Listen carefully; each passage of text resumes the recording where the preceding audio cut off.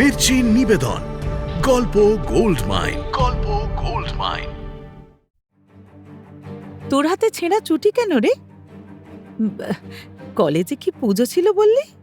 প্রতিবাদও তো এক ধরনের পুজো মা, তবে আজ আমার পুজোর থালায় ছিল চটি।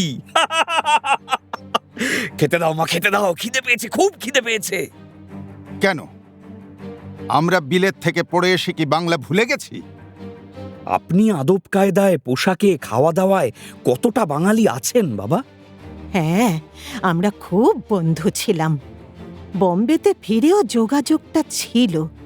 আবার তোমার মুখে সেই অপকণ্ড নৃপেনের কথা।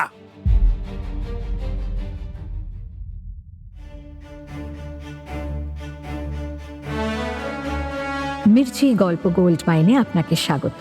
মণিমাণিক্যে ভরা বাংলা সাহিত্যের কিছু কালোজয়ী উপন্যাস ও গল্প দিয়ে সাজানো আমাদের এই মির্চি গল্প গোল্ড মাইন।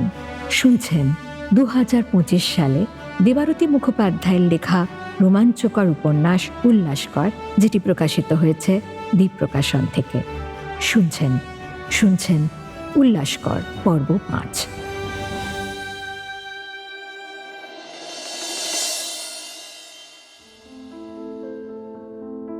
রাসেলের নাম শুনলেই উল্লাসের চোয়াল শক্ত হয়ে ওঠে। ওদের ওই প্রেসিডেন্সি কলেজের প্রফেসর রাসেল বহুদিন ধরে বাঙালি ছাত্রদের সঙ্গে দুর্ব্যবহার করে আসছেন। নেটিভ বলে অবজ্ঞা, কুৎসিত মন্তব্য, কিন্তু ইদানিং যেন মাত্রা ছাড়াচ্ছে অসভ্যতা। সপ্তাহখানেক আগে প্রফেসর রাসেল কলকাতা বিশ্ববিদ্যালয়ে গিয়ে কয়েকজন ছাত্রের নামে চারিত্রিক অপবাদ দিয়ে কদর্য অভিযোগ জানিয়েছেন। তার কারণ হল সেই ছাত্ররা নাকি ধুতি চাদর পরে আসে। উল্লাস ভ্রুকুঁচকে বলল, বেটার কানে বন্দে মাতরম গেলে যেন জ্বলে ওঠে। ওই রাসেলকে একটা শিক্ষা দিতেই হবে। আজ রাসেলের ক্লাস আছে? না, কাল আছে। কেন? আমি ওর ক্লাস করব। তুই আবার কেমিস্ট্রি ছেড়ে ফিলোসফির ক্লাসে কি করবি? সেটা কাল দেখতে পাবি। তোরা শুধু সময়ে চলে আসিস। ক্লাসের শেষে যখন ঘণ্টা বাজল, রাসেল এক হাতে বই আর অন্য হাতে ছাতা নিয়ে করিডোরের সিঁড়ি বেয়ে নিচে নামছিলেন। সিঁড়ির মাঝের বাঁকে এসে ঘোরার সময় হঠাৎ কেউ পেছন থেকে ডাকল, স্যার! রাসেল ঘুরে তাকালেন। সত্যানন্দ আর যাদুগোপাল। যাদুগোপাল খুব নিষ্পাপ মুখ করে বলল, sir, you once reported students for being indecent. What exactly was that in reference to? রাসেলের মুখে স্পষ্ট বিরক্তি ফুটে উঠল। ভ্রুকুঁচকে তিনি বললেন, Well, as per university standards, indecent dress like dhoti shall be penalized. But sir, who will judge the decency? You. Isn't that relative? রাসেলের মুখের অভিব্যক্তি এবার সম্পূর্ণ বদলে গেল। দাঁতে দাঁত চেপে তিনি বলতে গেলেন, হাউ ডেয়ার ইউ, কিন্তু পারলেন না। তার আগেই পেছন থেকে তীব্র একটা ধাক্কায় হুমড়ি খেয়ে পড়লেন সামনের দিকে। মুহূর্তে হৈ হৈ পড়ে গেল। কোথা থেকে একগাদা ছাত্র এসে উদ্দেশ্যপ্রণোদিতভাবে সিঁড়ির ধাপে হুড়োহুড়ি লাগিয়ে দিল। রাসেল কোনো মতে দেওয়াল ধরে উঠতে যাবেন, তার আগেই তার গালে সপাটে এসে পড়ল একটা ছেঁড়া চটি। রাসেলকে জুতো মারার এই ঘটনা তখন শহর কলকাতা তোলপাড় করে তুলেছিল। কিন্তু এই ঘটনায় পৌঁছনোর অনেক আগেই উল্লাসকর তার বন্ধুদের বলেছিল এবার সামনাসামনি লড়াই করতে হবে। বলেছিল, তবে তোরা যে এত গোপনে সবকিছু করছিস, এত লুকোচুরি করে কি ইংরেজদের তাড়ানো সম্ভব? আমার তো মনে হয় না। তবে উল্লাস হাতের মুঠো পাকিয়ে ঘুষি দেখালো। সামনাসামনি যুদ্ধ করতে হবে ভাই। ঘাটে বাঁধা দিন গেল রে। আমাদের একদম রেজিমেন্টেড আর্মি চাই। আচ্ছা, আর্মি যদি সত্যিই তৈরি হয়, তাতেও কি আমায় নেবে না? উল্লাস চাইছে সশস্ত্র স্বদেশী আন্দোলনে ঝাঁপিয়ে পড়তে, কিন্তু সেই সুযোগ আসছে কই? কোনো এক অলস দুপুর, জানালা দিয়ে আলো এসে ঘরের মেঝেতে একটা লম্বা আয়তাকার ফালি তৈরি করেছে। খাটে উপর হয়ে শুয়ে উল্লাস চুপচাপ বইয়ের পাতা উল্টে চলেছিল। একটা করে বই তুলে নিয়ে একটু করে পড়ছে, আবার রেখে অন্য বইয়ে ঢুকছে। সত্যানন্দদের মেস থেকে অনেকগুলো বই এনেছে। আনন্দমঠ, স্বামী বিবেকানন্দের প্রাচ্য ও পাশ্চাত্য, ইতালীয় বিপ্লবী জিউসেপ্পি মাৎসিনের দ্য ডিউটিজ অফ ম্যান। পড়তে পড়তে উল্লাস ভাবে, আনন্দমঠ পড়তে পড়তে গায়ে কাঁটা দেয়। মাতৃভূমি আমার দেবী, ত্যাগই আমার ধর্ম, এই লাইনটা পড়ে যেন বুকের ভেতরের রক্ত টকবক করে ওঠে। চোখ বুঝলেই মনে হয় সন্ন্যাসীরা খঞ্জর হাতে ছুটে যাচ্ছে, সমস্যারে চিৎকার করছে, বন্দে মাতরম। আর আমি কিনা শুধু শুয়ে আছি বইয়ের পাতায় চোখ গুঁজে। সেটা কি চলতে পারে? উল্লাসের এক পাশে বসে আপন মনে সেলাই করছে ছোট বোন লাবণ্য বেশি। তিন দাদার মধ্যে মেজদাই লাবণ্যর সবচেয়ে প্রিয়। মেজদার নামের সঙ্গে স্বভাবগম্ভীর বরদা মোহিনী মোহনের নাম মিলিয়ে সে আড়ালে ডাকে বিরক্তিকর, আর মেজদা তাকে ডাকে পুঁটুরানী। মেজদার কোনো কিছুতেই কোনো আড়ষ্টতা নেই, সংকোচ নেই, আড়ম্বর নেই, হা হা হা করে হাসে ভরা বাজারে। মন হলেই দরাজ গলায় গান ধরে। ছোটবেলায় আমাকে কাঁধে চড়িয়ে সে হনহন করে চলে যেত গড়ের মাঠ। ঘোড়ার ডাক এত দারুণ নকল করত, ঘোড়াগুলোও অবাক চোখে তাকাতো। আর অমনি মেজদা ওদের সঙ্গে পা মিলিয়ে দৌড়তো। আর আমি তখন আনন্দে হাততালি দিতাম। এখন লাবণ্য আর চোখে তাকালো। এই 14 বছর বয়সেই সে দিব্যি অনুভব করে অমন অকপট প্রাণবন্ত মেজদার মধ্যে আজকাল কেমন যেন তীব্র চিন্তার আঁচ লেগেছে। স্বদেশী ছাড়া কোনো গান গায় না। সন্ধেবেলায় বাড়ির উঠোনে বসে উদাস চোখে কী সব ভাবে। মোটা মোটা বইয়ের পাতায় বুঁদ হয়ে থাকে। মেজদা দারুণ বাঁশিও বাজাতে পারে। কাঠ কিংবা বাঁশের টুকরো দিয়ে নানা রকম খেলনা বানিয়ে দেয় আমাকে। কখনো কাঠির উপর কাঠি গেঁথে ছোট ছোট রথ বানায়, কিংবা হাওয়ায় ঘোরে এমন পাকদণ্ডী পাখা। সেই সব খেলনা আমি যত্ন করে রেখে দিয়েছি আমার ছোট তোরঙ্গে।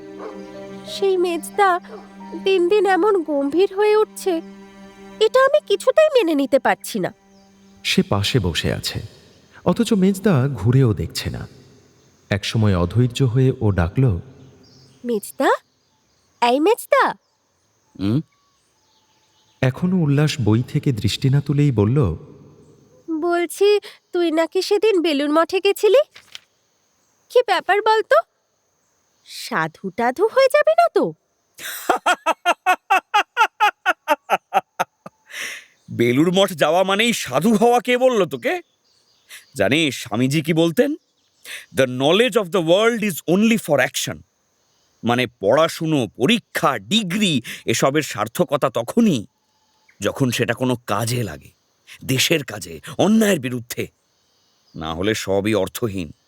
বুঝলি পুঁটুরানী? লাবণ্য কি বলতে যাচ্ছিল, ঠিক তখনই ঘরের দরজা খুলে ঢুকল বড় দাদা মোহিনী মোহন। পরনে শার্ট প্যান্ট, ঘামে ভেজা কপালে ক্লান্তির রেখা, হাতে রুল্ড খাতা আর পেন। ইঞ্জিনিয়ারিং কলেজের ক্লাস সেরে ফিরেছে। মেজ ভাইয়ের দিকে তাকিয়ে বলল, কিরে, আজও কলেজ যাসনি? না, এই বইগুলো শেষ করতে হবে। আচ্ছা দাদা, স্বামী বিবেকানন্দ যখন শিকাগো থেকে কলকাতায় ফিরেছিলেন, সেই দিনটার কথা তোর মনে আছে? হ্যাঁ, মনে নেই আবার? বাবার হাত ধরে আমি আর তুই গেছিলাম। অবশ্য তুই তখন অনেকখানি ছোট। না, খুব ছোট ছিলাম না, 11 বছর বয়স ছিল। তবু তেমন মনে নেই। তোর মনে আছে? কেন থাকবে না? সারা কলকাতায় সে কি উচ্ছ্বাস! ভাব, ওই কনকনে শীতের ভোরে শিয়ালদা স্টেশনে 1020-ও বেশি লোক। স্বামীজি ট্রেনে এসেছিলেন? হ্যাঁ, উনি ওই বজবজ বন্দরে নেমেছিলেন। সেখান থেকে একটা স্পেশাল ট্রেনে করে তাকে নিয়ে আসা হয়েছিল। রিপন কলেজের দিকে বিরাট শোভাযাত্রা, বুঝলি? রাস্তায় রাস্তায় লোকে দাঁড়িয়ে আছে, হাতে মালা, কেউ কেউ কাঁদছে। কীর্তনের দল, সারি সারি ঘোড়ার গাড়ি। তবে আমি কিন্তু তোর হাতখানা শক্ত করে ধরে রেখেছিলাম, যেন ভিড়ে হারিয়ে না যাস আর কি। আর সবাই চিৎকার করে বলছিল, জয় স্বামী বিবেকানন্দ, জয় ভারত। উল্লাস চুপ করে শুনছিল, তারপর নিঃশ্বাস ফেলে বলল, তখন বুঝিনি দাদা, আসলে তিনি সন্ন্যাসীর বেশে নিজেও একজন বিপ্লবী ছিলেন। তার প্রতিটা লেখায় সেই সুর, Arise, awake and stop not till the goal is reached. হ্যাঁ, এখন তো এটা একটা বিখ্যাত সংলাপ হয়ে গেছে। সমস্ত স্বদেশী আন্দোলনের লিফলেটে এখন এই বাণীটা লেখা থাকে। তবে তখনও বুঝলি, ওই টেগার্টের অর্ডারে স্বামীজির উপর কড়া নজর রাখা হয়েছিল। শুধু বাংলা কেন, ফেরার সময় শুনেছি দক্ষিণ ভারতের ছোট্ট স্টেশনে স্বামীজির ট্রেন থামেনি শুনে মানুষজন নাকি রেল লাইনের উপরে শুয়ে পড়েছিল। ভাবতে পারিস? হ্যাঁ, একজন মানুষকে একবার দেখার আশায় শত শত লোক রেল লাইনে শুয়ে থাকছে। আহা, তখন বাধ্য হয়ে ট্রেনটা থেমেছে কিন্তু। হ্যাঁ, তারপর উনি জানালার পাশে এসে হাত তুলেছেন, আর সেই এক ঝলক দেখেই মানুষ একেবারে খুশিতে কেঁদে উঠেছিল। এতক্ষণ উল্লাস দাদার কথা মুগ্ধ হয়ে শুনছিল। তারপর বলল, তিনি বলেছিলেন আমি ভারতের ধমনীতে ধমনীতে বিদ্যুৎ তরঙ্গ বইয়ে দেব। মাত্র 4 বছর হলো তিনি দেহ রেখেছেন। কিন্তু বলতো, আমরা কতটুকু পালন করছি সে কথা? মোহিনীমোহন এতক্ষণ হাসি মুখে কথা বলছিল, হঠাৎ থমকে গেল। সন্দিগ্ধ চোখে খাটে এলোমেলো পড়ে থাকা বইগুলো উল্টে পাল্টে দেখল। পাশে উল্লাসের হাতে লেখা নোট, লাল কালিতে বড় করে লেখা, স্বরাজ মানেই আত্মসম্মান। মোহিনীমোহন উল্লাসকে কড়াভাবে জিজ্ঞেস করল, এই পালু, শোন শোন শোন, এইগুলো কি হাবিজাবি লিখেছিস তুই? হ্যাঁ, আর এভাবে কারা তোকে বই দিচ্ছে? শোন পালু, এই কথা যদি পুলিশের কানে যায়, তুই জানিস কি হতে পারে? দাদার কথায় উল্লাস চমকালো না, শুধু চোখ নামালো। দাদা, এগুলো ইতিহাস, চোখ খুলে দেওয়ার শক্তি। সেই যে স্বামীজির কথা, ওঠো, জাগো, লক্ষ্য না পাওয়া পর্যন্ত থেমো না। আমাদের জাগতে হবেই তো এখন, ঘুমিয়ে থাকলে চলবে কেন? এই সব পড়ে তুই কি করতে চাস পালু? দেখ ভাই, তোর মতো ব্রিলিয়ান্ট একটা ছেলে এই তল্লাটে কিন্তু ছিল না। আর সেই তুই কিনা ইচ্ছে করে পরীক্ষার আগে পড়াশুনো ছেড়ে এই সিটি কলেজ ছেড়ে ভর্তি হলি গিয়ে প্রেসিডেন্সিতে।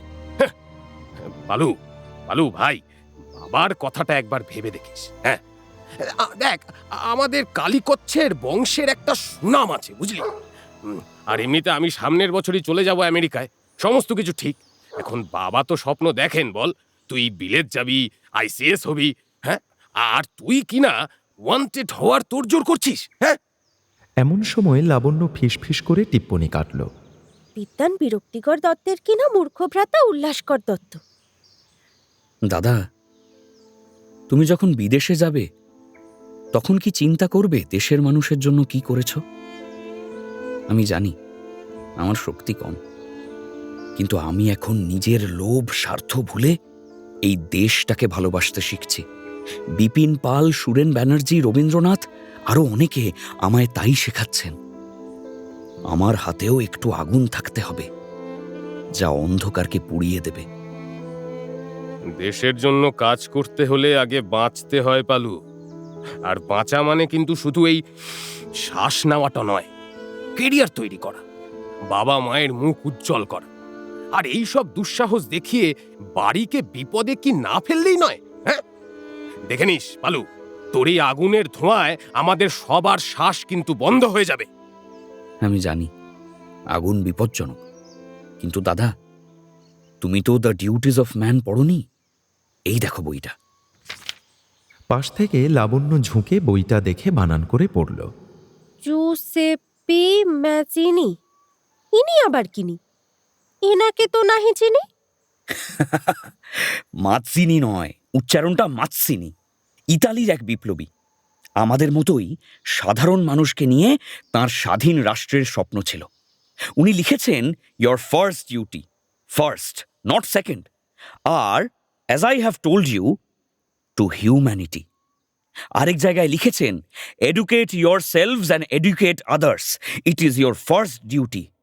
মানে শুধু নিজেদের ডিগ্রি দিয়ে জাতি গঠনের গপ্প হয় না, দেশ গড়তে গেলে দরকার দায়িত্ববোধ, ভাবনা আর আগুন, এমন আগুন যা আলো দেয়, পোড়ায় না। পৃথিবীতে এমন আগুন কি আছে যা শুধুই আলো দেয় কিন্তু পোড়ানোর ক্ষমতা রাখে না? মোহিনীমোহন তীর্যক কণ্ঠে বলল। উল্লাস বড় বড় চোখ করে হাসল। আছে দাদা, আছে। যেমন ধরো রেল ইঞ্জিনের হেডলাইট, আলো তো দেয় কিন্তু লাইনের পাথরটাকে তো পোড়ায় না।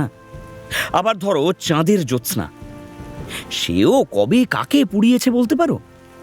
তবে আমার যেটা বলার সেটা অন্যরকম আগুন, চিন্তার আগুন, জ্ঞান, বোধ আর ভালোবাসা থেকে জ্বলা। এই আগুন পুড়িয়ে মারে না, শুধু চারপাশটা আলোয় আলো করে দেয়, যাতে দেশ শুদ্ধ মানুষ চোখ খুলে দেখতে পারে কোথায় তারা দাঁড়িয়ে আছে, কোথায় যেতে চায়। ঘরে নিঃশব্দ থমথমে একটা মুহূর্ত।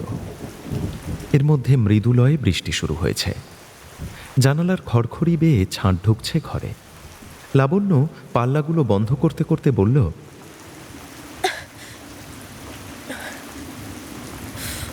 বাপরে, পর্দা, আগুন জ্বালালে ঘর পুড়ে যেতে পারে ঠিক, কিন্তু যে ঘরে আলো জ্বলে না সে ঘরে তো আগেই অন্ধকারে মানুষ মরতে বসে, তাই না? উল্লাস সস্নেহে বোনের দিকে তাকালো। লাবণ্য এমনিতে এখনো শিশু সুলভ, কিন্তু মাঝে মাঝে গভীর কথা বলে সে অবাক করে দেয়। মোহিনীমোহন কিছুক্ষণ চুপ করে রইল, তারপর বলল, আচ্ছা পালু, তোর শশীভূষণকে মনে আছে? তোমার সেই কুমিল্লার বন্ধু? হ্যাঁ, আমি, শশীভূষণ আর ভবেন্দ্র, আমরা একেবারে তিন হরিহর আত্মা ছিলাম, বুঝলি। ছোটবেলায় একসঙ্গে কত খেলেছি, নদীতে নৌকো চালিয়েছি। তারপর জানিস, ওই শীতের বিকেলে তিন বন্ধু জামা খুলে ঝাঁপ দিয়েছি জলে। হাওড়া চলে আসার পরও যোগাযোগ ছিল, বুঝলি। ওই শশীভূষণই চিঠি লিখত। তারপর গত কয়েক মাস ধরে কোনো পাত্তা নেই। জানিস পালু, দুদিন আগে ভবেন্দ্রর একটা চিঠি পেলাম। লেখা জানিস, সেই শশীভূষণকে পুলিশ অ্যারেস্ট করেছে। কেন? কেন আবার? কোন এক ফিরিঙ্গি ম্যাজিস্ট্রেটকে গুলি করতে গিয়ে ধরা পড়েছে। শিগগিরই নাকি বিচার শুরু হবে। আসলে বাংলার সব অঞ্চলেই নাকি এই বিপ্লবী সংগঠনের পান্ডারা ছড়িয়ে পড়েছে। তাদের বলা হচ্ছে মুখ্য সংগঠক। আর এই মুখ্য সংগঠকদের কাজ কি জানিস? কি? গ্রামে গঞ্জে গিয়ে মাঠে ময়দানে দৌড়ছাপ করা ছেলেদের খোঁজ করা। যে ছেলে বেশ ডানপিটে, ভালো চেহারা, তাদের উপর এদের দৃষ্টি পড়ে। তারপর তার সঙ্গে ভাব জমানো, তারপর আলাপ জমলে নানাভাবে তার মনে এই স্বদেশ প্রেমের চেতনা বোধ জাগিয়ে তোলা। ব্রহ্মচর্য পালনের পরামর্শ দেওয়া, বুঝলি। তারপর ধীরে ধীরে তাকে গীতার পাঠ দেওয়া, এইসব আর কি। উল্লাস মুগ্ধ চোখে শুনছিল। লাবণ্য হাতের কাজ থামিয়ে হাঁ করে শুনছে। জানিস, ভবেন্দ্র চিঠিতে লিখেছে, শ্রীকৃষ্ণ যেমন অর্জুনকে বিশ্বরূপ দর্শন করিয়েছিলেন, মৃত্যু রহস্য উন্মোচন করেছিলেন, ঠিক সেইভাবেই এই মুখ্য সংগঠকরা বাচ্চা বাচ্চা ছেলেদের বোঝায় যে দেশের মুক্তির জন্য নিজের প্রাণ বিসর্জন দেওয়া প্রত্যেকটা তরুণের কর্তব্য। স্বধর্মকে প্রতিষ্ঠা করতে গেলে শত্রু নিধন হলো পুণ্য কর্ম। পৃথিবীর নানা প্রান্তের স্বাধীনতা বিপ্লবের ইতিহাস শুনিয়ে এদের মধ্যে ওই মৃত্যু ভয়টাকেই উধাও করে দেওয়া হয়। আর তারপর শুরু হয় পিস্তল চালনার শিক্ষা দেওয়া। সেই ট্রেনিং কোথায় দেওয়া হয় বলতো? কোথায়? ওই বৈষ্ণবদের আশ্রমে বা মঠে।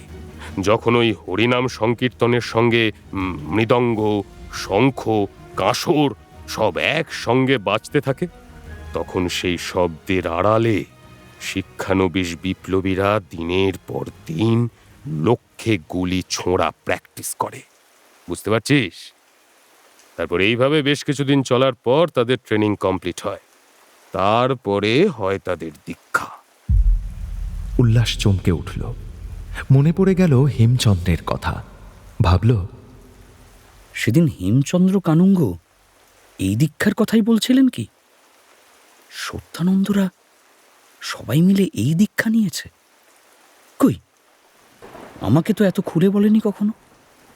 নিজেকে সামলে নিয়ে তাড়াতাড়ি দাদাকেও জিজ্ঞেস করল, কিভাবে দীক্ষা দেওয়া হয়? শুনেছি একটা গোপন ঘরে নাকি নিয়ে যাওয়া হয়। সেই ঘর পুজোর ফুলে সাজানো, আর ঘরের মাঝখানে এক দেবী মূর্তি, তার হাতে পায়ে শিকল। বলা হয় উনি ভারত মাতা। সেই শৃঙ্খলাবদ্ধ ভারত মাতাকে সাষ্টাঙ্গে প্রণাম করে তারপর গীতা ছুঁয়ে প্রতিজ্ঞা করতে হয় যে নিজের মাকে মুক্ত করার জন্য প্রাণদান করতে সে সম্পূর্ণ প্রস্তুত। আর বলা হয় যে বিপ্লবী সংগঠনের কোনো গোপন সংবাদ প্রাণনাশের আশঙ্কা হলেও সে গোপন রাখবে। তারপর বাড়ি ফিরে অপেক্ষা করা, যখনই আদেশ আসবে তখনই পিস্তল পাঠানো হবে আর বলে দেওয়া হবে দেশের প্রয়োজনে কাকে হত্যা করতে হবে। মোহিনীমোহন একটানা বলে একটা দীর্ঘশ্বাস ফেলল, তারপর করুণ গলায় বলল, শশীভূষণও এই পাল্লায় পড়েছিল, আর রেজাল্ট হলো ও এখন জেলে পড়ছে। কি বলছো তুমি দাদা? এ যে কত বড় পুণ্যের কাজ তা তুমি জানো? এতই যখন পুণ্যের কাজ, তখন সংগঠকরা নিজেরা গুলি করে না কেন বলতে পারিস? কেন বাচ্চা বাচ্চা ছেলেগুলোর মগজ ধোলাই করিয়ে মাত্র কদিনের আনাড়ি ট্রেনিংয়ে তাদের কাউকে খুন করতে বলা হয়? এ তো জানা কথাই, তারা ধরা পড়বে, ফাঁসিতে ঝুলবে কিংবা জেলে পৌঁছবে। উল্লাস দৃঢ়ভাবে মাথা নেড়ে কিছু বলতে গিয়েও থেমে গেল, বলল না। বড় দাদাকেও প্রাণ দিয়ে ভালোবাসে, কিন্তু সম্মানও করে। ভাবল, দাদার মতের সম্পূর্ণ বিরুদ্ধে আমার অবস্থান হলেও একটা সীমার পর প্রতিবাদ করা যায় না। মোহিনীমোহন বোধহয় আঁচ করতে পারছিল ঝড় উঠেছে তার আদরের ভাইয়ের মনে। খানিকক্ষণ চুপ করে থেকেও নরম গলায় বলল, দেখ পালু, তুই যে সত্যানন্দদের মেসে যাস, টহলরামের বক্তৃতা শুনিস, এই সমস্তটা আমি জানি। আর ওই সত্যানন্দরা সবাই বিপ্লবী দলে যোগ দিয়েছে সেটাও কিন্তু আমার জানা। দেখ ভাই, যা করবি সাবধানে করিস, শোন বাবার কাছে যেন কোনো খবর না যায়। বুঝতেই তো পারছিস ওনার হার্টটা ভালো নয়। আমি জানি, বাবাকে কষ্ট দিতে চাই না, কিন্তু দাদা, চোখ খুলে গেলে তো আর ফিরে যাওয়া যায় না। ঘরের বাইরে তখন আকাশ ভেঙে বৃষ্টি নেমেছে। গলির মুখের তালগাছগুলো বাতাসে এক এক করে ঝুঁকে পড়ছে। তপ্ত কাদার ওপর বৃষ্টির বড় বড় ফোঁটা পড়তেই চারদিক থেকে উঠে আসছে কাঁচা মাটির গন্ধ। কুয়োর ধারে রাখা কালো পাথরের ঘরটায় জল জমে ঢেউ উঠছে। ঘরের জানালায় ঝাঁপিয়ে পড়ছে একটানা বৃষ্টির ধারা। বাজ পড়ছে প্রচণ্ড শব্দে, যেন প্রকৃতি নিজেই আকাশ ভেঙে গর্জন করছে। উল্লাস অস্ফুটে বলল, তুই আমার বড় উপকার করলি রে দাদা। ঠিকই তো, আগে আমায় গীতা পড়তে হবে, তবেই তো দীক্ষা। এক ঝলক বিদ্যুৎ আবার ছায়ার মতো ঘরের ভেতরটা কাঁপিয়ে দিয়ে গেল তিন ভাই বোনকে। উল্লাস কলেজে ঢোকার মুখে পেছন থেকে দাড়িকানাত পিছু ডাকল, এই উল্লাস, কি রে, আকাশের দিকে হাঁ করে কি দেখছিস? উল্লাস মুখ নামিয়ে অনাবিল হাসল, বলল, আকাশের মেঘগুলো দেখ, কেমন লীলার মুখের মতো মনে হচ্ছে না? সত্যানন্দ আর জাদুগোপাল মুখ টিপে হাসল। মেঘ দেখে প্রিয়তমার মুখ। কিরে উল্লাস, আজকাল তো একেবারে মেঘদূতের যক্ষ হয়েছিস দেখি। ভুল বলছিস, যক্ষ তো নির্বাসিত ছিল। আমি কি নির্বাসনে যাচ্ছি নাকি? লীলা তো এই কলেজেই পড়ে, ক্লাসের ফাঁকে দেখা করলেই হয়। তবে তা অবশ্য ঠিক, তবে রাসেল যা শুরু করেছে তাকে এবার নির্বাসনে পাঠাতেই হবে। রাসেলের নাম শুনলেই উল্লাসের চোয়াল শক্ত হয়ে ওঠে। ওদের ওই প্রেসিডেন্সি কলেজের প্রফেসর রাসেল বহুদিন ধরে বাঙালি ছাত্রদের সঙ্গে দুর্ব্যবহার করে আসছেন। নেটিভ বলে অবজ্ঞা, কুৎসিত মন্তব্য, কিন্তু ইদানিং যেন মাত্রা ছাড়াচ্ছে অসভ্যতা। সপ্তাহখানেক আগে প্রফেসর রাসেল কলকাতা বিশ্ববিদ্যালয়ে গিয়ে কয়েকজন ছাত্রের নামে চারিত্রিক অপবাদ দিয়ে কদর্য অভিযোগ জানিয়েছেন। তার কারণ হল সেই ছাত্ররা নাকি ধুতি চাদর পরে আসে। উল্লাস ভ্রুকুঁচকে বলল, বেটার কানে বন্দে মাতরম গেলে যেন জ্বলে ওঠে। ওই রাসেলকে একটা শিক্ষা দিতেই হবে। তা কি আর দেওয়া হচ্ছে না? রাসেলের নিন্দা করে কতগুলো সভা করা হলো বলতো? অন্য কলেজের ছাত্র নেতারাও এসে প্রতিবাদ করে গেছে, কয়েকজন বিলেত ফেরত ছাত্রও এসেছিল। আহা, ওনাদের দেশে আসলে সব চরিত্রবানরা ঘুরে বেড়ান কি না, তাই আমাদের ধুতি চাদরকে অশ্লীল মনে হচ্ছে। হুম, ব্যাপারটা তা নয়। এরা সব কার্জনের দেখানো রাস্তায় হাঁটছে। আগে তো এত বাড়াবাড়ি করতো না। বঙ্গভঙ্গের পরই দেখ, কিছু সাহেবের ঔদ্ধত্য চূড়ান্ত বেড়েছে। তার মধ্যে কার্লাইলের সার্কুলার এসে ছাত্রদের হাত পা আরও বেঁধে দিয়েছে। যে যাই বলুক, ছাত্ররা কোনো রাজনীতিতে অংশ নিতে পারবে না, অন্যথা হলেই স্কলারশিপ বাতিল, মোটা জরিমানা। পূর্ববঙ্গেও শুনলাম একই সার্কুলার গেছে, সেখানে নাম হয়েছে লায়ন সার্কুলার। তা এই সার্কুলারের বিরুদ্ধে তো আমরাও হাত গুটিয়ে বসে নেই ভায়া। বিক্ষোভ প্রতিবাদ তো চলছেই।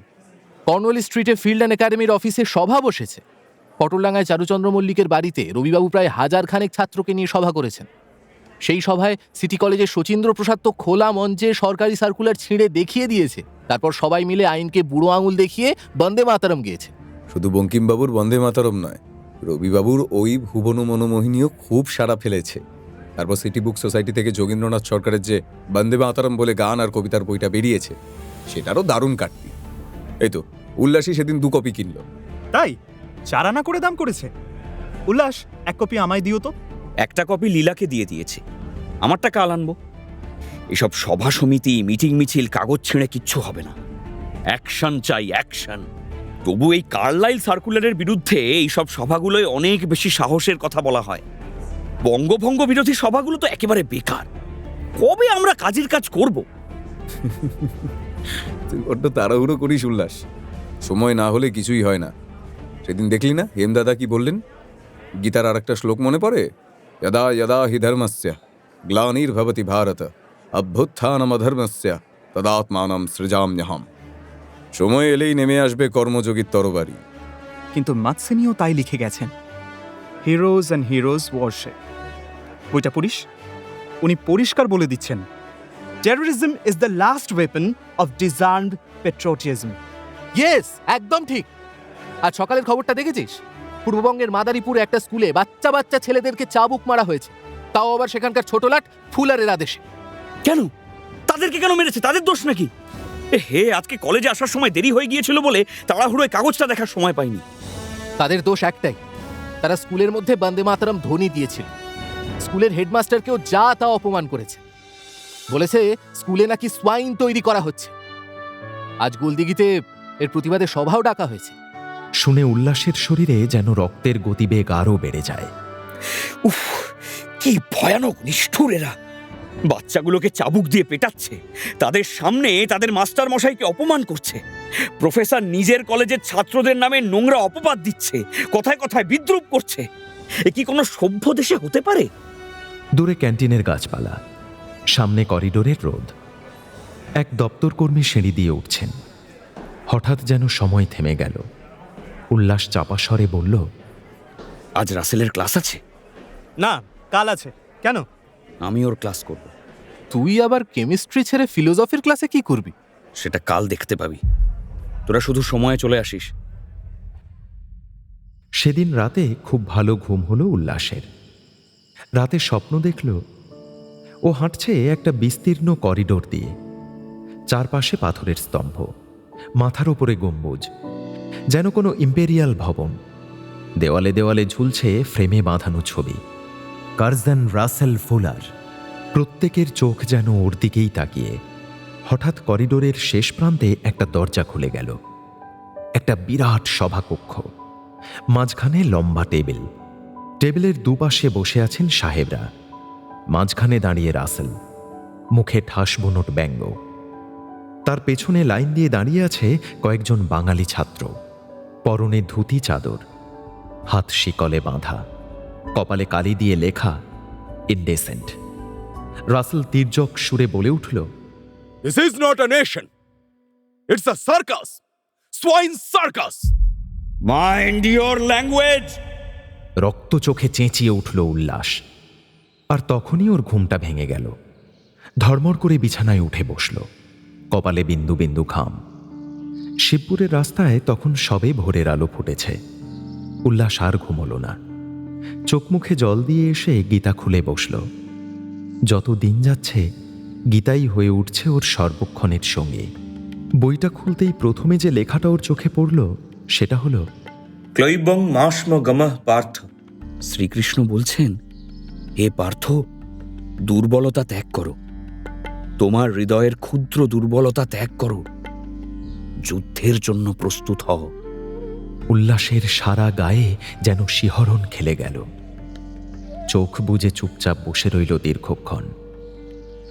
তারপর ঠান্ডা জলে স্নান করে বেরিয়ে পড়ল।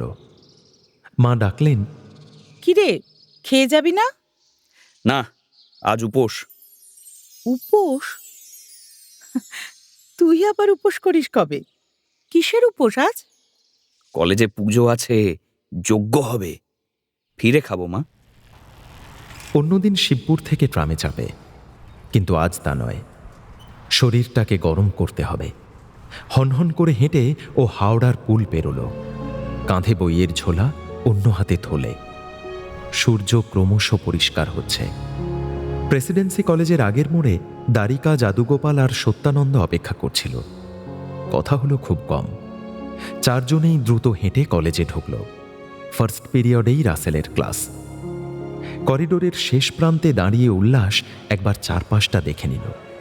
তারপর খুব স্বাভাবিকভাবে ঢুকে পড়ল ক্লাসরুমে। রাসেলের ফিলোসফির ক্লাস। সে ফিলোসফির ছাত্র নয়, কিন্তু কেউ কিচ্ছু জিজ্ঞেস করল না। পিছনের বেঞ্চিতে নির্ভার ভঙ্গিতে বসল।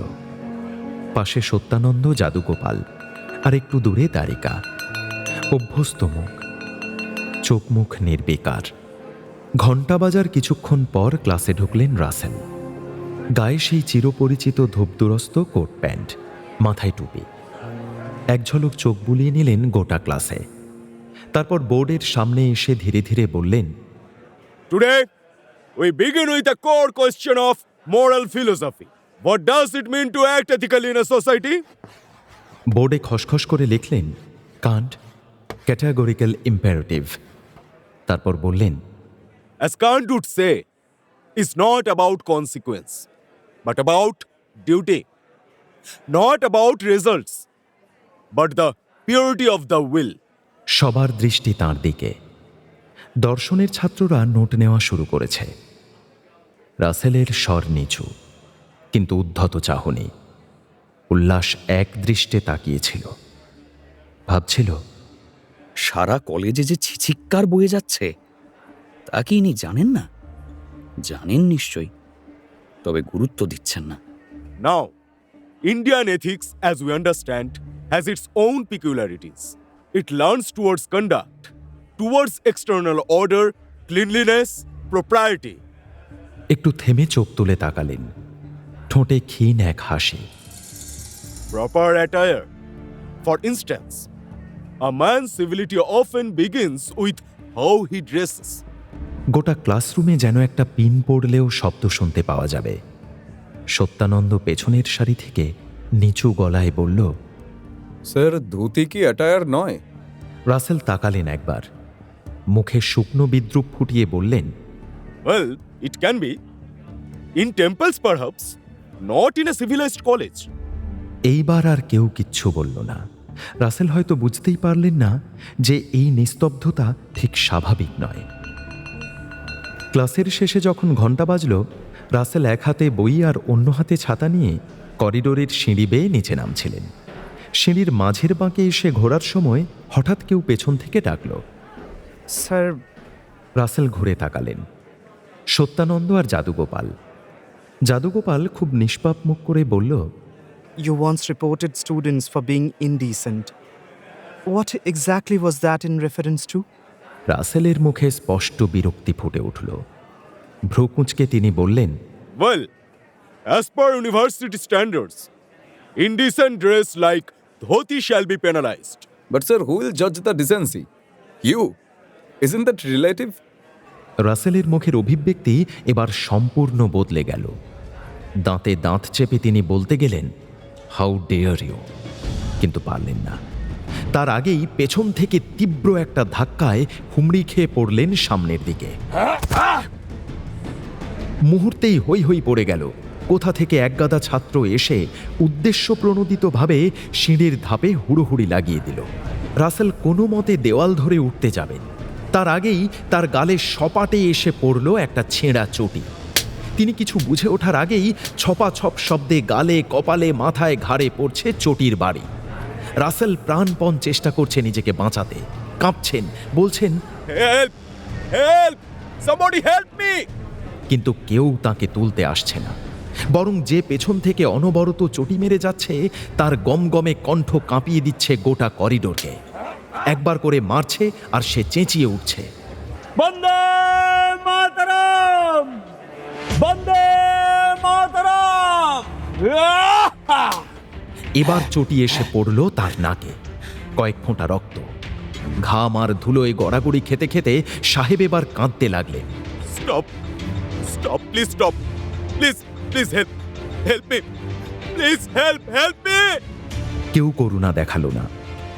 এক পিয়ন দূর থেকে আসছিল, সেও ধীরে ধীরে না দেখার ভান করে উল্টো দিকে ফিরে গেল। উল্লাস সেদিন বাড়ি ফিরল অন্য দিনের চেয়ে কিছু আগে। বাড়িতে এসে থলে থেকে চটি জোড়া বার করতে যেতেই মায়ের মুখোমুখি পড়ে গেল। মুক্তকেশী অবাক হয়ে বললেন, তোর হাতে ছেঁড়া চুটি কেন রে? কলেজে কি পুজো ছিল বললি? উল্লাস ঝকঝকে দাঁত বের করে মাকে এসে জড়িয়ে ধরল। প্রতিবাদও তো এক ধরনের পুজো মা, তবে আজ আমার পুজোর থালায় ছিল চটি। খেতে দাও মা, খেতে দাও, খিদে পেয়েছে, খুব খিদে পেয়েছে। প্রফেসরকে প্রেসিডেন্সি কলেজের মধ্যেই জুতো পেটা করার ঘটনা আগুনের মতো ছড়িয়ে পড়ল চারদিকে। এ কি কাণ্ড! অধ্যাপককে পেটানোর ঘটনা এই প্রথম। পত্রিকার হেডলাইন, ক্লাবের চায়ের কাপে আলোচনা, এমনকি সাহেবদের ক্লাব পর্যন্ত মুখরিত একটাই প্রশ্নে, is this anarchy? A professor was beaten, that's too inside the Presidency. College কর্তৃপক্ষ চরম উদ্বিগ্ন এবং আতঙ্কিত। ঘটনার পরপরই কারা যেন বড় বড় করে কলেজের দেওয়ালে আলকাতরা দিয়ে লিখে দিয়েছে, অ্যাপ্লাই টু লর্ড কার্জন। অধ্যক্ষ আলেকজান্ডার সাহেবের আদেশে তড়িঘড়ি এনকোয়ারি কমিটি বসানো হলো। প্রফেসর রাসেলকে পাঠানো হলো ছুটিতে। কলেজ ক্যাম্পাসে 24 ঘন্টার জন্য বসে গেল পুলিশ প্রহরা। তাতেও নিশ্চিত হওয়া যাচ্ছে না। প্রতিটি ছাত্রকে ডেকে ডেকে দীর্ঘ সময় ধরে জেরা করা হচ্ছে। এমনকি তাদের অভিভাবকদেরও ডেকে পাঠিয়ে ভয় দেখানো হচ্ছে। পরিষ্কার বলা হচ্ছে, আপনার ছেলেকে রাষ্ট্রকেজ করে দেব, ভবিষ্যৎ শেষ হয়ে যাবে। কিন্তু এত কিছু করেও কোনো হদিশ পাওয়া যাচ্ছে না। আলেকজান্ডার সাহেবের স্থির বিশ্বাস, এদের মধ্যে অনেকেই জানে সেদিন কে পেছন থেকে রাসেলকে পিটিয়েছিল, কিন্তু বলছে না কে হতে পারে। যেভাবেই হোক বের করো, হু ওয়াজ দ্য কালপ্রিট। এদিকে শিবপুরে অধ্যাপক দ্বিজদাস দত্তের বাড়ির বৈঠকখানা ঘরটিতে থমথমে স্তব্ধতা। কেউ তেমন উঁচু স্বরে কিছু বলছে না, তবু ঘরের বাতাস ভারী হয়ে আছে। দ্বিজদাস দত্ত সব শুনেছেন, তারপর থেকেই গম্ভীর হয়ে গেছেন। মাথা নিচু করে টেবিলের পাটাতনে আঙুল ঘষছেন। কপালে চিন্তার ভাঁজ গাঢ় হয়ে উঠেছে। দরজার কোনায় দাঁড়িয়ে আছেন মুক্তকেশী, মাথায় আঁচল, চোখে যেন অপরাধের ছায়া। দাঁড়িয়ে থেকেও তিনি যেন নিজের অবস্থান জানেন না। এক মা, এক অধ্যাপকের স্ত্রী, নাকি একজন স্বতন্ত্র মানবী। দাদা মোহিনীমোহন একটা বই খুলে তাকিয়ে আছে বটে, কিন্তু সেদিকে তার মন নেই। উল্লাস বসে আছে জানালার ধারে, বাঁ পা দোলাচ্ছে ধীরে ধীরে। মুখে কোনো রকম ভঙ্গি নেই, না আত্মগর্ব না অনুতাপ। শুধু দাঁতে চিবোচ্ছে আখের শেষটুকু। পাশে পড়ে আছে বাঁশি। ঠিক তখনই সিঁড়ির নিচ থেকে উঁকি দিল লাবণ্য বেশি। মিস্তা, মিস্তা, আমি কাল স্কুলে গিয়ে বলবো আমার দাদা একজন বদ সাহেবকে চটি মেরেছে। সবাই অবাক হয়ে যাবে। মেয়ের এই কথায় মুক্তকেশী কেঁপে উঠলেন। চুপ কর লাবণ্য, কাউকে বলিস না এ কথা। মোহিনীমোহন এবার বই রেখে উঠে বসে বলল, এই কাজটা তুই কিভাবে করলি পালু? হ্যাঁ, আরে বাবা তুই বুঝিস না, একবার পুলিশের হাতে ধরা পড়লে পরিবারের মান সম্মান কিচ্ছু থাকবে না। ওই মুহূর্তে যা সত্যের পথ মনে হয়েছে আমি সেটাই করেছি। এবার দ্বিজদাস মুখ তুললেন, চোখ জ্বলছে, গলা কাঁপছে রাগে। সত্য? কলেজের প্রফেসরকে চটি মেরে সত্য অর্জন হয়? বাবার কথায় উল্লাস চোখ নামিয়ে বলল, যে প্রফেসর কথায় কথায় জাত তুলে অপমান করেন, ধুতি পড়লে বিদ্রুপ করেন, রিপোর্ট করেন, তিনি কি সম্মান পাওয়ার যোগ্য? সম্মান কি কেবল সাহেবদের জন্য? গোয়েন্দা পুলিশ যেভাবে তদন্ত করছে, আজ না হোক কাল তোর নাম সামনে আসবেই। তখন কি তোকে আর কলেজে ঢুকতে দেবে ভেবেছিস? ঢুকতে যাচ্ছেই বা কে? দিনরাত আমাদের গাল দেয়। এমনিতেই আমি ওই কলেজ মুখ আর হব নাকি? উল্লাসের মামাতো দাদার স্ত্রী শোভনা লীলার সেই দিদি, এখন এই বাড়িতেই রয়েছে। সে বলল, প্রেসিডেন্সির মতো কলেজ যদি তোকে রাস্টিকেট করে, আর কোনো কলেজ ভর্তি নেবে তোকে? না নিলে না নেবে। কলেজ না গেলে ডিগ্রি পাবি কি করে পালু? কিসের ডিগ্রি? যে ডিগ্রি পাওয়ার পরেও নিজের দেশে মাথা নিচু করে থাকতে হবে, তেমন ডিগ্রি নিয়ে কি লাভ? উল্লাস ফুঁসে উঠল। দ্বিজদাস বিরক্ত মুখে কি বলতে যাচ্ছিলেন, হঠাৎ সদর দরজায় কড়া নাড়ার শব্দ। যাঁরা ঢুকলেন তাঁদের দেখে থতমত খেয়ে গেলেন দ্বিজদাস। এই সাত সকালে বাড়িতে চলে এসেছেন স্বয়ং বিপিন পাল, সঙ্গে রয়েছেন ডাক্তার সুন্দরী মোহন দাসও। মুক্তকেশী ব্যস্ত হয়ে ভেতরে চলে গেলেন। বিপিন পাল সম্পর্কে এই বাড়ির কুটুমও বটে। দ্বিজদাস উঠে দাঁড়িয়ে বললেন, কি ব্যাপার তোমরা এই সময়? শোভনা বাবাকে দেখে ছুটে এসেছে। বিপিন পাল হেসে বললেন, দ্বিজদা আপনার সুপুত্র আগুনে হাত দিয়েছে, তাই দেখতে এলাম কতটা পুড়েছে। দেখো, আমি এই সব রাজনীতি বুঝি না বিপিন। তোমার মতো দেশ বিখ্যাত নেতাও আমি নই, পড়িয়ে খাই।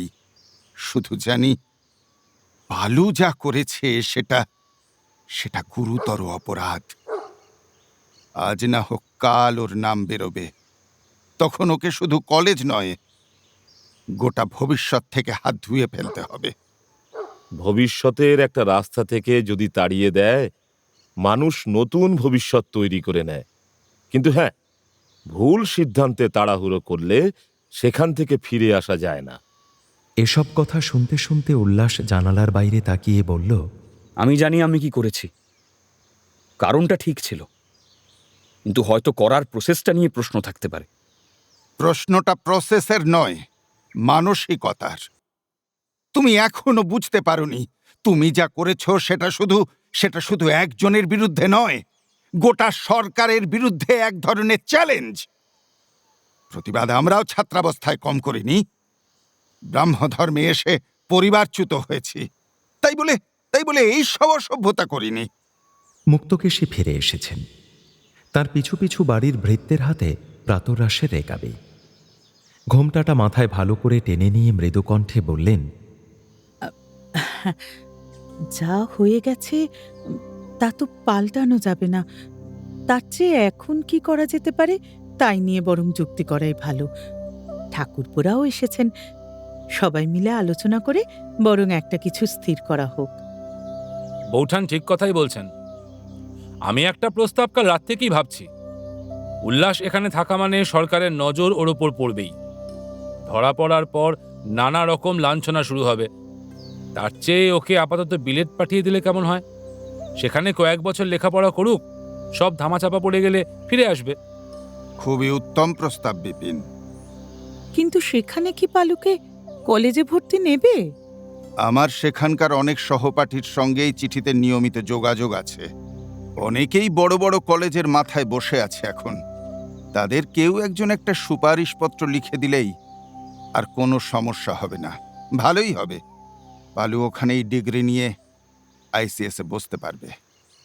বাহ, খুব ভালো হবে। আমিও আমেরিকা থেকে পালুর কাছে চলে যেতে পারি। উল্লাস তীক্ষ্ণ চোখে তাকালো দাদার দিকে, থেমে থেমে বলল, সেই তো, আমরা নিজেদেরটা খালি বুঝে নিয়ে সরে পড়ব, আর আমাদের দেশের কোটি কোটি মানুষ না খেতে পেয়ে মরবে, সাহেবদের অত্যাচার সহ্য করবে। আমরা তো শিক্ষিত বড় লোক, আমাদের হাতে একটু আঁচড় লাগলেই আমরা বিলেত চলে যাই, আবার ফিরে এসে বড় চাকরির চেয়ারে বসে দেশ গঠনের কথা বলি। ঠিক? ভাইয়ের কথায় মোহিনীমোহন একটু অস্বস্তিতে পড়ল। তারপর বলল, আরে বাবা, তুই অতটা একরোখা হোস না পালু। দেখ দেখ ভাই, রক্ত গরম থাকলে এমন অনেক কিছুই মনে হয়, কিন্তু একবার একবার বাস্তব জীবনে পা রাখলে বুঝবি বাস্তবটা একটা অন্য যোগ্যতায় মাপা হয়। যোগ্যতা কি সাহেবদের দেওয়া কাগজে মাপা যায়? তারা আমাদের পোশাককে অশ্লীল বলে, ভাষাকে বিকৃত বলে, সংস্কৃতিকে বর্বর বলে। তাদের কলেজে পড়ে ওদের মতো হয়ে উঠলে কাকে জিতিয়ে ফিরবো আমি? ছেলের কথায় দ্বিজদাস অধৈর্য হয়ে উঠলেন এবার। কেন, আমরা বিলেত থেকে পড়ে এসে কি বাংলা ভুলে গেছি? আপনি আদব কায়দায়, পোশাকে, খাওয়া দাওয়ায় কতটা বাঙালি আছেন বাবা? কথাটা উল্লাস বলতে গিয়েও বলতে পারল না, কেবল মুখখানা গোঁজ করে বসে রইল। দ্বিজদাস আবার বললেন, তাহলে কি এই দেশে হুলিয়া মাথায় পড়ে থাকবি, জেল খাটবি, বংশের মুখে চুনকালি দিবি? উত্তপ্ত পরিবেশে এতক্ষণ পর মুখ খুললেন বিপিন পাল। দ্বিজদা, শান্ত হন। এই সময় উত্তেজিত হলে ক্ষতি বেশি। তাহলে উল্লাস, তুই সত্যি বিলেত যেতে চাইছিস না? না, একেবারেই না। যাদের বিরুদ্ধে লড়ছি তাদের দেশে গিয়ে আমি লেখাপড়া শিখতে পারবো না বিপিন কাকা। তবে আর কি, বাড়িতেই বসে থাকো আর বাঁশি বাজাও। পুলিশ এসে হাত কড়া পরিয়ে নিয়ে গেলে গারদে বসে আস্ফালন করো। বিরক্ত মুখে উঠে দাঁড়ালেন দ্বিজদাস। এমনিতে তিনি পারিবারিকভাবে খুবই সুখী মানুষ। মেজপুত্র ছাড়া সকলেই শান্তশিষ্ট, কিন্তু এই একটা ছেলে সবাইকে মুশকিলে ফেলছে বারবার। বিপিন পাল বাধা দিয়ে বললেন, দ্বিজদা শুনুন, উল্লাস যখন বিলেত যেতে চাইছে না, তখন আরেকটা কাজ করা যেতে পারে। কালই আমার এক পুরনো ছাত্র দেখা করতে এসেছিল। সে বোম্বাই থেকে টেক্সটাইল ইঞ্জিনিয়ারিং পাশ করেছে। টেক্সটাইলের এখন খুব দাম। পাশ করার সঙ্গে সঙ্গেই চাকরিও পেয়ে গেছে। উল্লাস তো এমনিতে হাতে কলমে কাজ শিখতে ভালোবাসে, ওর ভালো লাগবে পড়তে। দ্বিজদাস দ্বিধান্বিত চোখে উল্লাসের দিকে তাকাতেই উল্লাস মাথা নামিয়ে বলল, বোম্বাই না যাওয়ার কিছু নেই। এই তো মুশকিল আসান। ভিক্টোরিয়া জুবিলি ইনস্টিটিউট এমনিতেই দেশের সেরা টেক্সটাইল কলেজ। আমি আজই চিঠি লিখছি সেখানে। এতক্ষণ যে গুমোট আবহাওয়া গোটা বৈঠকখানাকে আবদ্ধ করে রেখেছিল, সেই মেঘটা যেন হঠাৎই কেটে গেল। দ্বিজদাস স্বস্তির নিঃশ্বাস ফেললেন। যাক, মন্দের ভালো। তবে এই কদিন একটু চুপচাপ থাকো। ট্রেনে চাপার আগে আর কোনো ঝামেলায় জড়িয়ে পড়ো না যেন। লাবণ্য বেশি উল্লাসের গলা পেছন থেকে জড়িয়ে ধরল। মেজদা, বম্বে গিয়ে চিঠি লিখবি তো? উল্লাস বোনের হাত দুটো ধরে সামনে এনে ওর মাথার চুলগুলো ঘেঁটে দিল। আলবাত লিখবো পুটুরানি। আর তোর চিঠিতে যতগুলো বানান ভুল হবে, প্রতিবার এসে ততগুলো গাঁটটা পাওনা থাকবে। লাবণ্য বেশি কপট রাগে ঠোঁট ফোলালো। আচ্ছা, ওখানে তো অনেক বড় সমুদ্র, আমার জন্য কি আনবি? নোনা জল। বলতে বলতে উল্লাসের চোখ দুটো জ্বালা করে উঠল। ও মুখ ঘুরিয়ে নিল অন্যদিকে। মা বোনের জন্য মন কেমন তো করবেই, লীলার জন্য কি কম মন খারাপ হবে? এমন অভ্যেস হয়ে গেছে, লীলাকে একদিন না দেখলে কিরকম অস্বস্তি হয়। উল্লাস প্রায় দিনই এই শিবপুর থেকে হেঁটেই চলে যায় ওদের বাড়ি, কখনো গাছের আম নিয়ে, কখনো নতুন বই কিনে। লীলা, সত্যানন্দ, জাদুগোপাল, বন্দে মাতরম, সবাইকে ছেড়ে অত দূরে কি করে থাকবো আমি? কল্যাণী লীলাকে চেক করে কান থেকে স্টেথো নামিয়ে বললেন, ফুসফুসে এখনো ইনফেকশন আছে, রোজ স্টিম দেওয়া হচ্ছে তো? হ্যাঁ, রোজই তো হাঁড়িতে গরম জল করে সামনে বসিয়ে দিই, গরম জলে স্নান করাই, ভালো করে চুল মুছিয়ে দিই। তবু কেন কমছে না বলতো কল্যাণী? কমবে পিসমশাই, সময় লাগবে। ভালো করে খেতে চায় না যে, কত রকম কসরত করে যে খাওয়াই। বিপিন কাকার গল্প, আন্দামানের গল্প, কালিকচ্ছের গল্প। কমলা বলে মেয়েটা মাটিতে বসে উল্লাসের দোতারাটায় হাত বোলাচ্ছিল। এই কথা শুনে সে বড় বড় চোখে তাকালো। বোম দাদু, মনে আছে তো? কি? আমার ম্যাট্রিক হয়ে গেলেই কিন্তু আমি সারা দিন তোমার কাছে এসে নোট নেব। তোমার পুরনো দিনের সেই সব কথা তখন সব গুছিয়ে বলবে তো? বেঁচে থাকলে নিশ্চয়ই বলবো রে প্যাকাটি। কল্যাণী, লীলা দিন দিন কেমন যেন রোগা হয়ে যাচ্ছে। একটা খিদে হওয়ার ওষুধ দে না রে ওকে। আচ্ছা বেশ, দেব। পিসিমা, বম্বেতে আপনার যে স্ট্রোকটা হয়েছিল সেই সময়ের মেডিকেল কাগজপত্রগুলো কি আছে? লীলা অসহায় চোখে স্বামীর দিকে তাকালেন। উল্লাসকর বললেন, পিজি হাসপাতালে যখন ভর্তি ছিল তখনই সব হারিয়ে গেছিল। তারপর আমাদের বিয়ের পর একবার এখান একবার ওখান, ওইসব ডকুমেন্টসের কিচ্ছু নেই আর। আপনি তো রোদে কাজ করছিলেন, তাই না পিসিমা? সেদিন বিভিন্ন ফার্মে ভিজিট করতে হচ্ছিল। সকাল থেকেই শরীরটা খারাপ ছিল, প্রচণ্ড রোদে সানস্ট্রোক মতো হয়ে গেছিল। ওখান থেকেই প্যারালাইসিস হয়ে যায়। এখন পশ্চিমবঙ্গের যিনি রাজ্যপাল পদ্মজা নাইডু, তিনি আপনার সঙ্গে লন্ডনে পড়তেন।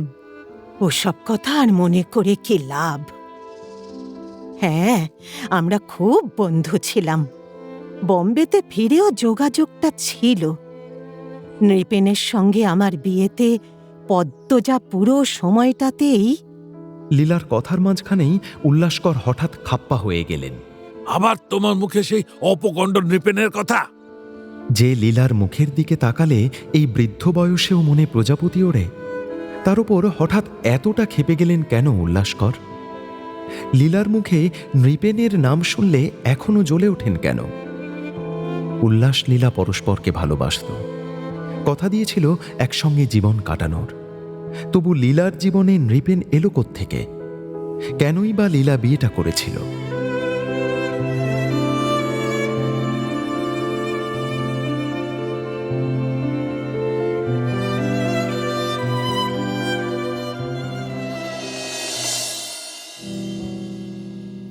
আজ শুনলেন দেবারতী মুখোপাধ্যায়ের লেখা উল্লাসকর, পর্ব 5। নাট্যরূপ অর্পিতা চট্টোপাধ্যায়, উপস্থাপনায় শিবাশিস বন্দ্যোপাধ্যায়, পরিচালনায় দেবলীনা আচার্য, বিশেষ তত্ত্বাবধানে সৌভিক গুহ সরকার, সৃজনশীল পরিচালনায় ইন্দ্রাণী চক্রবর্তী, প্রযোজনায় ভিজুয়াল অডিও। ভাষ্য স্পন্দন দাস, উল্লাসকর ঋতব্রত মুখার্জি, জাদু গোপাল ভিকি দাস, দ্বারিকানাথ সায়ন্তন ঘোষ, উল্লাসকর বৃদ্ধ সমীর চরিত, লীলা বৃদ্ধ আলপনা শর্মা, সত্যানন্দ ব্রতদীপ মুখার্জি, রাসেল শুভায়ন রয়, লাবণ্য ছন্দবাণী দত্ত, বর্দা সৌমিক মৈত্র, মা গার্গী হর চট্টোপাধ্যায়, আলেকজান্ডার অভিষেক মুখার্জি, দ্বিজো সুদীপ্ত ঘোষ, শোভনা শর্মিষ্ঠা চক্রবর্তী, সুন্দরী মোহন জয় মুখার্জি, বিপিন অতনু চ্যাটার্জি, কল্যাণী সুতপা পুরকাইত, কমলা প্রিয়দর্শিনী ভট্টাচার্য এবং অন্যান্য শিল্পীরা।